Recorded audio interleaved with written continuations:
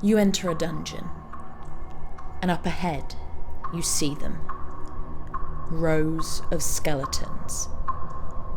They begin to descend on you and your party. Weapons drawn, you prepare for battle. Roll initiative.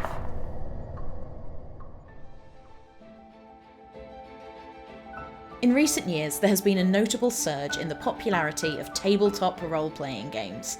Otherwise known as TTRPGs, these are games where players use their imaginations to create characters and navigate shared stories using rules and mechanics. Some people play in person using maps and minis, but others play online using theatre of the mind.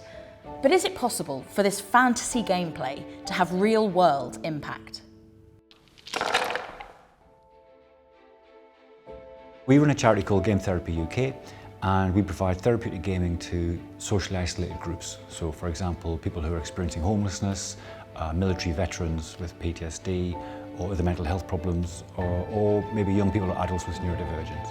Therapeutic gaming is similar to more traditional therapies like drama therapy or the other creative therapies, art therapy, music therapy, in that you're using imagination and creativity as a therapeutic tool.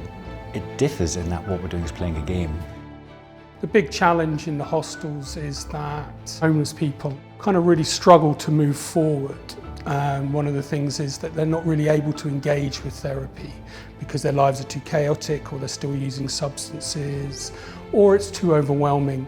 We decided that maybe if we could create a gaming environment, it's hopefully improve their ability to engage with therapy.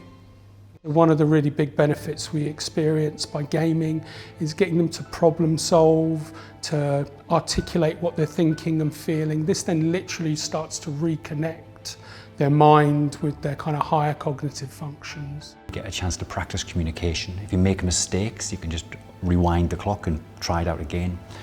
It just seems self-evident that that's beneficial. There's no shame here with where you want to go. If you want to do something really stupid or really outlandish, you kind of can. It's kind of like being a kid again. You kind of get told as adults to you can't have that kind of imagination, and here you can have that imagination as much as you want, and that's really fun. Because you literally feel like you're embodying them, so you kind of feel way less self-conscious and sort of able to lose yourself in it. The anecdotal data that we have at the moment is that it does seem to work, it does seem to be benefit. We're starting projects this year for young people and adults who are experiencing neurodivergence. Again, I think that's going to be a huge area.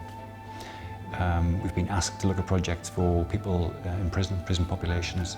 We've also been asked by a hospital to look at developing a project for people with cognitive impairment and early stages of dementia. So we're able to create scenarios and tailor them to different individuals. Well, we did a project with military personnel who had PTSD. One of the questions was there not a danger we would trigger PTSD in the veterans?